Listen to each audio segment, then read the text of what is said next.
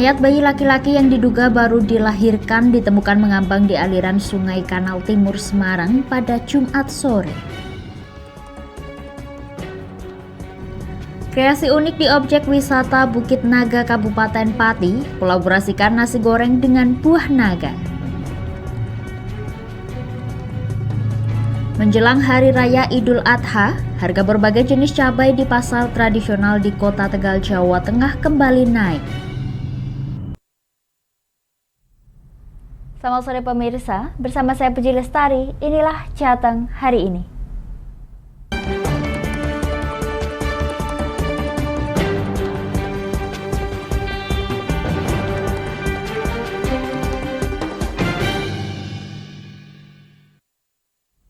Pemirsa, mayat bayi laki-laki yang diduga baru dilahirkan ditemukan mengambang di aliran Sungai Kanal Timur, tepatnya di bawah jembatan Citarum, Kota Semarang pada Jumat sore. Warga Tambak Dalam, Kelurahan Sawah Besar, Kecamatan Gayam Sari dikejutkan dengan penemuan mayat bayi laki-laki yang mengambang di aliran Sungai Banjar Kanal Timur tepat di bawah jembatan Citarum, Kota Semarang. Saat ditemukan, kondisi mayat bayi dalam kondisi terlungkup, terbungkus kain dan mulai membusuk. Penemuan mayat bayi laki-laki awalnya diketahui oleh anak kecil yang sedang bermain di sekitaran sungai. Awalnya warga mengira mayat bayi tersebut merupakan boneka yang mengambang di aliran sungai. Setelah dipastikan, warga pun kemudian melaporkan ke pihak kepolisian setempat. Tadi kalau berdasarkan informasi yang kami dapat, pertama kali melihat pukul 14.00. Kemudian memang posisinya terlungkup, kemudian karena mungkin rasa penasaran dari anak kecil yang menemukan, kemudian dicutil menggunakan ranting pohon, kemudian dalam posisi Aparat Polsek Gayam Sari dan Inafis Polrestabes Semarang yang mendapatkan laporan langsung melakukan olah TKP dan meminta keterangan sejumlah saksi. Dari hasil pemeriksaan olah TKP, diperkirakan bayi malang tersebut baru dilahirkan dan sengaja dibuang oleh orang tuanya. Oleh petugas, jasad bayi tersebut langsung dibawa ke RSUP Dr. Karyadi untuk dilakukan pemeriksaan lanjutan. Dari Semarang, Henufan, Lingkar TV melaporkan. Pemirsa, ratusan pedagang yang tergabung dalam DPC Pedagang Pejuang Indonesia Raya Kota Solo mendeklarasikan dukungan mereka kepada Prabowo Subianto sebagai calon presiden 2024 mendatang. Hasil maksimal yang kita bisa dapat. Aksi yang dilakukan oleh pedagang tersebut berlangsung di Kota Barat, Solo, Jawa Tengah pada Jumat sore 9 Juni 2023. Selain itu, kegiatan tersebut juga dihadiri Ketua Dewan Pembina DPP Papera Sudaryono, Ketua Umum DPP Papera Don Muzakir, serta Ketua DPP Papera Jawa Tengah Sri Hartini. Sudaryono mengatakan pihaknya sudah melakukan belusukan hampir ke 400 pasar tradisional. Dari hal itu, Sudaryono mengatakan bahwa Prabowo berkomitmen meningkatkan kesejahteraan pedagang. Sejumlah program telah disiapkan untuk mendongkrak kesejahteraan pedagang apabila Prabowo terpilih sebagai presiden 2024. Pedagang pasar, pedagang kaki lima, pedagang UMKM lah khususnya yang memang mereka ingin punya positioning political position yang jelas gitu loh. Karena jumlahnya banyak, sehingga ingin juga nasibnya itu keberadaan mereka yang banyak ini mewarnai dengan cara apa? Mengkonsolidasi dan memobilisasi mereka menjadi satu gerakan yang kita wadahi di Papera. Kenapa? Karena ya mereka sepakat bahwa udahlah yang bisa meneruskan Pak Jokowi ini hanya Pak Prabowo. Yang ngerti pedagang UMKM, pedagang tradisional ini selain Pak Jokowi tentu Pak Prabowo. Sehingga saya safari ini sebetulnya lebih banyak karena ada keinginan ajakan-ajakan untuk mendeklarasikan mereka. Ini setelah ini kita ke kabupaten lain, terus dan seterusnya gitu. Tren penjualan secara online menurut Sudaryono merupakan sebuah keniscayaan. Artinya harus ada pelatihan kepada anak-anak pedagang untuk bisa berjualan online, khususnya pedagang pakaian serta aksesoris. Sudaryono mengatakan saat ini ada 16 hingga 18 juta pedagang di seluruh Indonesia. Ia mengajak para pedagang untuk bergabung dengan Papera dan mendukung Prabowo Subianto sebagai capres pemilu 2024. Menurut Sudaryono, aksi nyata yang dilakukan bagi para pedagang bisa jelas dan tepat sasaran. Tidak sulit untuk mewujudkan aspirasi para pedagang karena Prabowo dekat dengan para pedagang. Dari Solo, Raditya Hermansyah, Lingkar TV, melaporkan.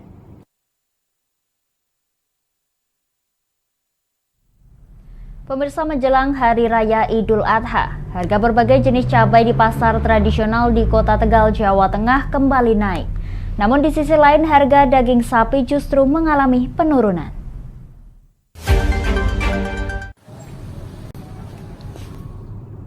Jelang Hari Raya Idul Adha, harga berbagai jenis cabai di pasar tradisional mengalami kenaikan harga, berkisar antara Rp3.000 hingga Rp5.000 per kilogramnya.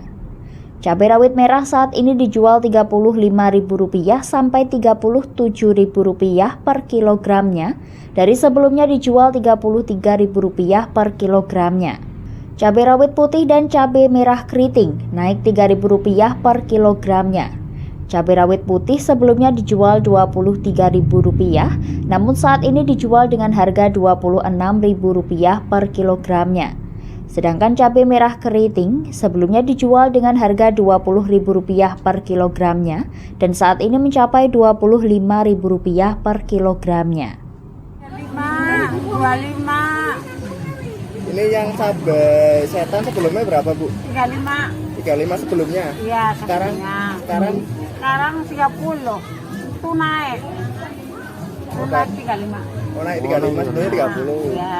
Naik 5.000 ya, Bu ya? Iya. Terus untuk cabai ini? 38. Sebelumnya? 35. Sebelumnya 35. Sementara itu, harga daging sapi mengalami penurunan dari biasanya yang dijual dengan harga Rp150.000 per kilogram, saat ini dijual sekitar Rp140.000 per kilogram. Salah seorang pedagang daging sapi mengatakan turunnya harga daging sapi ini dikarenakan sepi pembeli, apalagi menjelang Hari Raya Idul Adha. Sebelumnya 150, 145. Sekarang Paling 140. 140 itu udah turun gimana, Bu? Udah turun loh katanya. Yang rewel-rewel sekali ya 135. Naiknya harga cabai ini disebabkan karena tingginya permintaan masyarakat menjelang Hari Raya Idul Adha. Selain itu, turunnya harga daging sapi ini juga sudah sering terjadi setiap tahunnya, terutama saat menjelang Hari Raya Idul Adha. Dari Tegal, Gus Fadilah, Lingkar TV, melaporkan.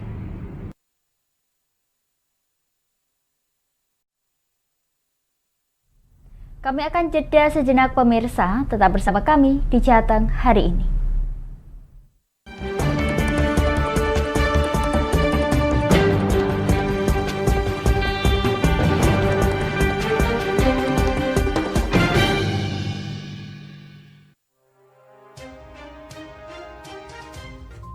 Inilah ketiga anggota komplotan pencuri spesialis pecah kaca mobil setelah melakukan penggelapan 20 sepeda motor dan 2 unit mobil dengan modus retard.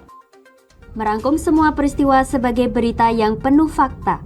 Bersama Puji Lestari, saksikan Jateng hari ini setiap Senin hingga Sabtu jam 4 sore hanya di Lingkar TV.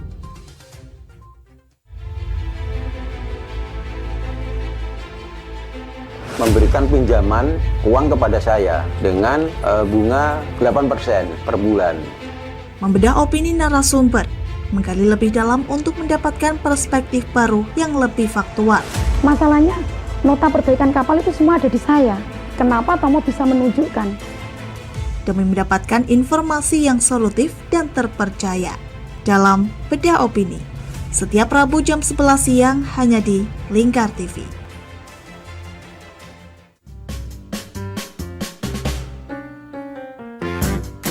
Mari pilih motif batik yang kamu suka di Batik Juliati Warno. Memproduksi dan menjual batik tulis bakaran khas Pati dengan kualitas yang sangat istimewa.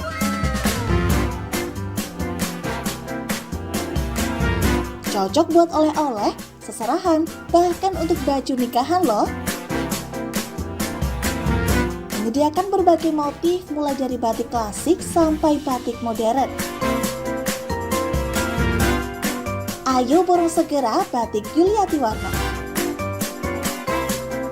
Anda bisa melihat proses produksi batik secara langsung di rumah produksi kami loh.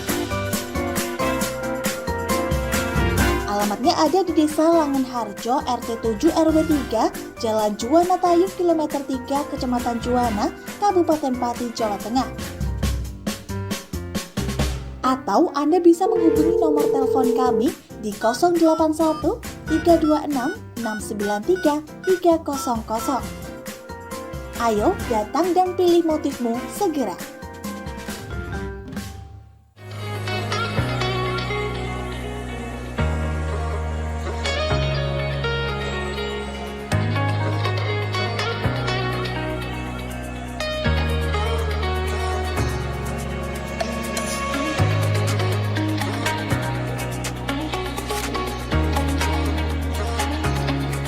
Hatta Castor Pati, surganya alat tulis dan perlengkapan sekolah serta kantor. Mau cari buku? Ada. Mau cari alat tulis? Ada dong pastinya. Atau mau cari tas? Juga ada. Semuanya lengkap di Hatta Castor Pati. Kami siap melayani Anda dengan sepenuh hati.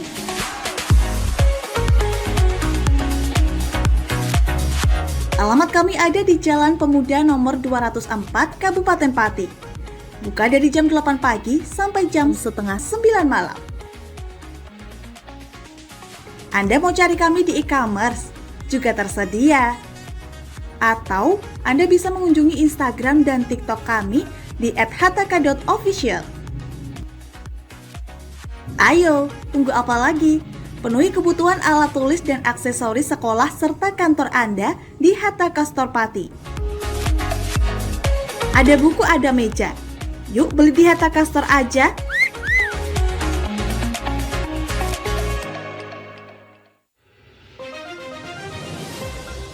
Modus kedua pelaku ini berpura-pura kehabisan bahan bakar kendaraan. Setelah pelaku dibantu, mereka kemudian melakukan kekerasan dan mengambil paksa sepeda motor korban. Saat tiba di lapangan terbang Okbab, rombongan langsung dihadang 5 orang yang mengaku sebagai anggota KKB. Yakni melakukan bujuk rayu kepada korban yang merupakan santriwati pada momen kegiatan belajar mengajar khusus. Menyajikan informasi-informasi hangat dan terpercaya bersama Kabar Indonesia setiap Senin hingga Sabtu jam 7 pagi hanya di Lingkar TV.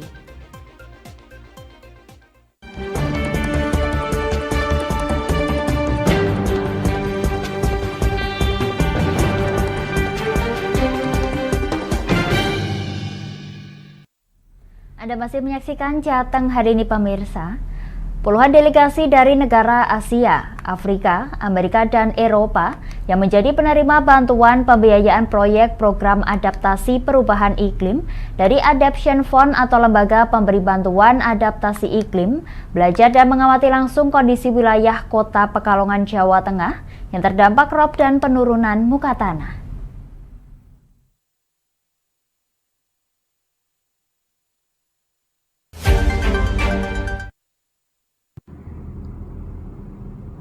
Sedikitnya 20 orang perwakilan negara-negara berkembang di 4 benua, yakni dari Asia, Afrika, Amerika, dan Eropa, mengikuti program Country Exchange Workshop atau pertukaran peserta kegiatan antar negara di Kota Pekalongan, Jawa Tengah. Acara ini difasilitasi oleh Yayasan Kemitraan Indonesia. Ke-20 orang tersebut menjalani program penanaman mangrove, meninjau kampung terendam rob, belajar batik, hingga pengelolaan sampah serta penurunan muka tanah. Head Mission Adaptation Fund, Mikko Ollikainen, mengatakan untuk program adaptasi perubahan iklim pihaknya telah menggelontorkan anggaran sebesar 2,5 juta US dollar dan 6 juta US dollar untuk program berkelanjutan. Pihaknya bekerja sama dengan pemerintah Provinsi Jawa Tengah dan pemerintah Kota Pekalongan. melalui yayasan kemitraan untuk membantu masyarakat setempat beradaptasi dengan perubahan iklim. From this problem of sea level rise, and this is a problem that we see increasingly around the world with coastal communities having to find new ways of protecting themselves. Here, what we are doing, what the project is doing, is combining hard infrastructure measures, breakwaters, with the planting of mangrove, and it seems like a very promising approach. Kepala Badan Perencanaan Pembangunan Daerah atau Bapeda, Kota Pekalongan, Cayekti Widikno mengatakan 20 negara ditambah Indonesia menjadi sasaran penerima bantuan dari Adaptation Fund. Dan selama di Indonesia, para peserta melihat dan terlibat dengan kegiatan adaptasi perubahan iklim di Indonesia yang sedang dilakukan di Kota Pekalongan. Hasil studi banding di Indonesia ini nantinya akan menjadi bahan untuk menjalankan program yang sama di negara masing-masing. Diikuti oleh 21 negara. Mereka itu juga sama-sama mendapatkan alokasi anggaran dari lembaga yang namanya Adaptation Fund. Kalau di Indonesia itu di bawah benderanya kemitraan atau yayasan kemitraan The Partnership Foundation. Mereka kesini untuk melihat bagaimana dampak atas perubahan iklim di Indonesia, khususnya di Kota Pekalongan. Seperti diketahui, dampak perubahan iklim di Kota Pekalongan telah menyebabkan kenaikan permukaan air laut setinggi 2 meter selama kurun waktu 10 tahun terakhir. Sementara itu, upaya untuk membendung naiknya air laut, pemerintah membangun tanggul raksasa sepanjang 6,5 km dengan lebar 6 meter. Namun sayangnya tanggul ini hanya bertahan 4 tahun dari prediksi 8 tahun kemanfaatannya. Kemudian penurunan muka tanah mencapai 8 hingga 11 cm per tahun juga menjadi faktor dampak perubahan iklim yang dirasakan. Dari Pekalongan, Ahmad Udin, Lingkar TV melaporkan. Pemirsa, kejuaraan bulu tangkis Polytron Wali Kota Cup Solo 2023 yang berlangsung di Sritek Area telah berakhir. Dalam kejuaraan ini, PB Jarum menjadi klub dengan atlet terbanyak yang meraih gelar juara.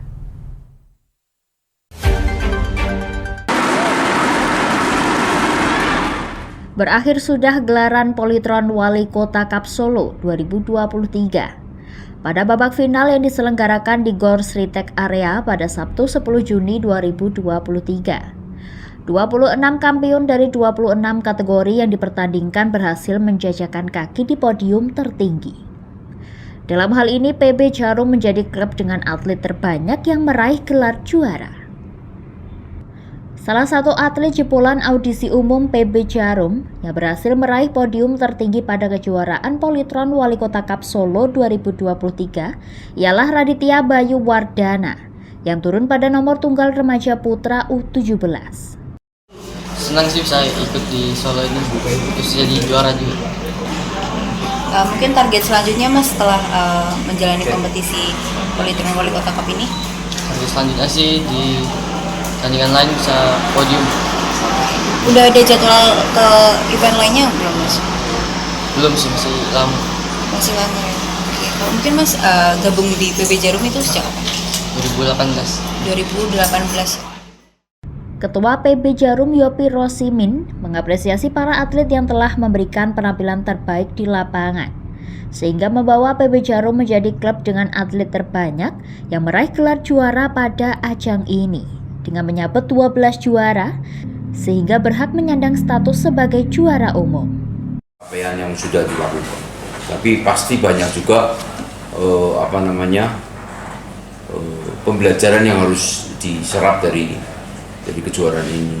Terus kita juga monitor mengenai peta persaingan secara umum gimana. Jadi selalu ada gitu. Ya, saya mengapresiasi dong. Kalau anak juara masih apresiasi dong Pak, kasih.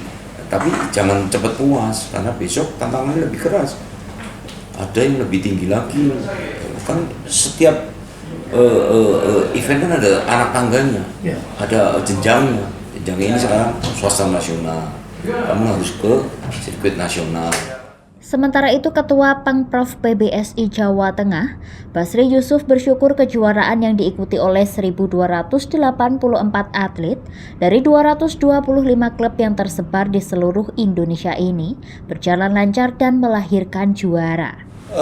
Alhamdulillah, hari ini adalah hari yang terakhir, yaitu final. Dan selama perjalanannya memang ada beberapa kendala dari beberapa atlet yang mungkin cedera pada bagiannya, tapi itu tidak terlalu signifikan. Memang dalam satu kejuaraan itu biasa.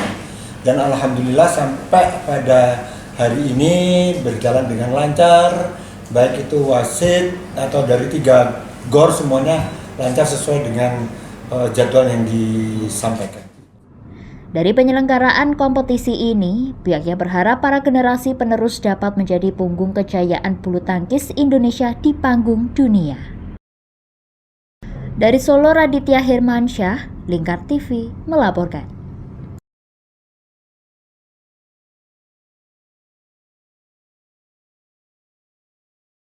Pemirsa, pasca musyawarah pimpinan daerah rampung, kini nahkoda baru pimpinan daerah Muhammadiyah dan pimpinan Aisyah Pati dikukuhkan.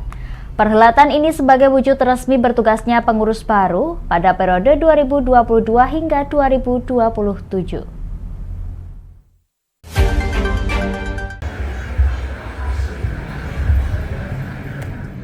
11 pengurus harian pimpinan daerah Muhammadiyah dan 9 pengurus pimpinan daerah Aisyah Pati dikukuhkan. Pasca gelaran musyawarah pimpinan daerah 11 pada 21 Mei lalu, terpilih Muhammad Lukman sebagai Ketua PDM dan Cahyani Hasana sebagai Ketua PDA Pati. Pengukuhan ini terselenggara di Pendopo Kabupaten Pati pada Sabtu 10 Juni 2023. Agenda pengukuhan ini menandakan resminya nahkoda baru untuk mensukseskan program di periode 2022 hingga 2027. PDM dan PDA Pati dan seluruh organisasi otonom Muhammadiyah, baik dari tingkat cabang hingga ranting, diharapkan dapat terus mengembangkan segala usaha keagamaan dan berbagai kegiatan sosial kemasyarakatan. Abdul Wahid selaku Ketua Panitia mengungkapkan, pengukuhan ini dihadiri oleh perwakilan dari masing-masing unsur forum komunikasi pimpinan daerah, serta seluruh pimpinan cabang Muhammadiyah dan Aisyah di Kabupaten Pati. Tamu undangan jika ditaksir mencapai kurang lebih 500 orang. Harapannya ke depan nanti insya Allah akan memberdayakan semua bidang-bidang yang selama ini telah ada, ya. Dan selalu nanti insya Allah akan ditingkatkan lagi. Ya, untuk setelah ini mungkin agendanya apalagi Pak untuk proses setelah musda ini? Setelah musda nanti pembentukan badan-badan pembantu pimpinan. Jadi nanti majelis-majelis atau lembaga nanti akan segera dibentuk dalam waktu maksimal nanti 3 bulan. Sementara itu, Muhammad Lukman selaku Ketua PDM periode 2022 hingga 2027 telah memasang langkah untuk menyusun kepemimpinan majelis dan lembaga. Nantinya majelis ini akan membantu pimpinan Muhammadiyah untuk melaksanakan program aksi yang telah diamanatkan dalam Musda 11. Langkah pertama insya Allah dalam 3 bulan pertama kita akan melakukan konsolidasi. Artinya konsolidasi di sini seluruh pimpinan cabang ini harus segera melaksanakan musyawarah tingkat cabang. Sehingga nanti akan terbentuk kepengurusan baru semuanya se-Kabupaten Pati. Majelis ini berjumlah sekira 13 orang yang terfokus pada berbagai ranah baik pendidikan, hukum, lingkungan hidup, pengembangan cabang dan ranting, zakat infak dan sodakoh. Sementara itu, Cahyani Hasana selaku Ketua PDA Pati mengungkapkan, langkah yang akan diambil yakni menciptakan keluarga yang sakinah. Program ini menjadi unggulan dari PDA Pati. Pasalnya kasus di Kabupaten Pati terdapat kasus kawin anak yang mencapai angka 546. Hal ini menjadi permasalahan yang harus dientaskan dan PDA berkomitmen untuk ambil bagian dalam mengentaskan permasalahan ini. Tak hanya itu, pihaknya juga menyebut bahwa PDA turut ambil bagian dalam pengentasan stunting di Kabupaten Pati. kepengurusan, alhamdulillah kami sudah merekrut semua ketua majelis dan ketua majelis lembaga itu sudah merekrut anggota-anggotanya.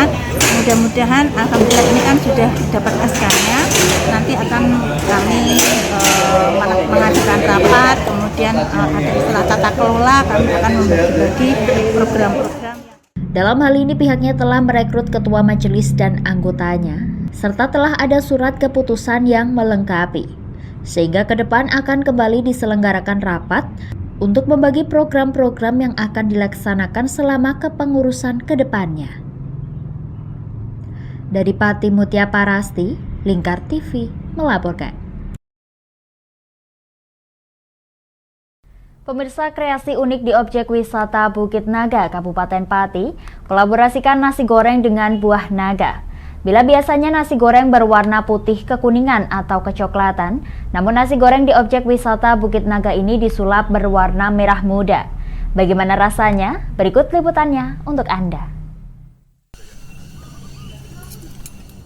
Pengelola objek wisata Bukit Naga Jolong, Desa Sitiluhur, Kecamatan Gebong Pati lahirkan kreasi olahan nasi goreng dengan buah naga. Selain mengelola kebun yang dikonsep wisata petik buah naga secara mandiri, pengelola kreasi ragam kuliner berbahan buah naga, salah satunya adalah nasi goreng buah naga. Bahan yang dibutuhkan pun sangat sederhana. Buah naga segar yang baru dipetik, bawang merah dan bawang putih, cabai, dan nasi putih. Setelah siap semuanya, buah naga dipotong dan diambil dagingnya, kemudian dilumat hingga halus. Jika bumbu lainnya sudah siap, maka wajan yang sudah diberi minyak goreng bisa digunakan untuk menggoreng nasi. Terlebih dulu bumbu dimasukkan, kemudian buah naga halus dicampurkan, dan kemudian barulah memasukkan nasi putih. Selanjutnya digoreng hingga matang dan nasi goreng buah naga sudah siap dihidangkan. Hasilnya nasi goreng buah naga berwarna pink dengan lauk telur dan ayam suwir, yang dari segi rasanya pun memiliki keunikan tersendiri. Rasa yang tercipta adalah perpaduan antara rasa pedas dan gurih khas dari nasi goreng, serta rasa manis dari buah naga. Bahkan saat disantap, kesegaran dari buah naga pun masih terasa. Keunikan menu itu pun tak jarang membuat pengunjung tertarik untuk menjajalnya. Sari Restianingrum, salah satu pengunjung, merasa tertarik untuk mencicipi olahan nasi goreng buah naga untuk pertama kalinya. Pihaknya mengaku penasaran terhadap olahan ini. Tak hanya tampilannya yang menarik, sensasi unik menikmati nasi goreng buah naga juga menjadi pengalaman tak terlupakan. Dari yang lain, baru pertama kali ini. Dimana-mana baru kali ini aku lihat ada buah naga bisa dijadikan nasi goreng kayak gini. Tampilannya bagus. Yang pink ini menarik ya. Sementara itu, asisten kebun Jolong Hari Wibowo mengungkapkan, nasi goreng buah naga dibanderol sebesar Rp15.000 untuk satu porsinya. Nasi goreng buah naga memang menjadi menu olahan di objek wisata Bukit Naga. Menu ini dilengkapi dengan olahan buah naga lainnya, yakni pukis naga dan bolu naga. Gimana buah naga itu bisa dijadikan suatu bahan makanan. Contohnya di sini sudah dari teman-teman itu buat pukis naga, bolu naga, dan ini adalah favorit termasuk selain nasi goreng naga. Di sini juga terjangkau, harganya 15.000, dan kini juga perpaduan dari rasa naga juga ada. Pengembangan wisata pun serius dilakukan sebagai sentra buah naga. Wisata buah naga Jolong tak hanya menyajikan pengalaman memetik dan memilih buah naga secara langsung, namun pengunjung juga dapat mencicipi kelezatan berbagai olahan buah naga lainnya. Dari Pati Mutia Parasti, Lingkar TV melaporkan.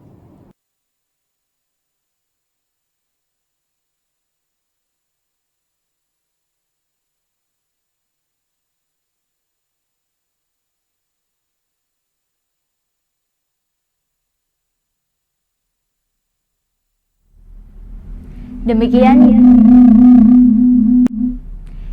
Jateng hari ini. Saya Puji Lestari dan seluruh kru yang bertugas mengucapkan terima kasih atas kebersamaan Anda. Selamat sore dan sampai jumpa.